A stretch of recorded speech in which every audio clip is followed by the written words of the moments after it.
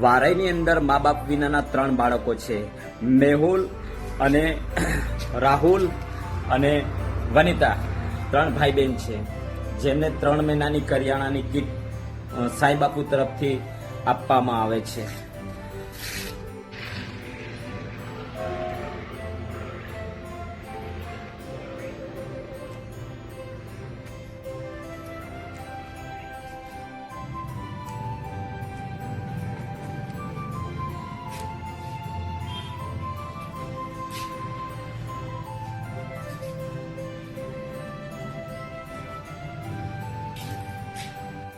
શું કહું?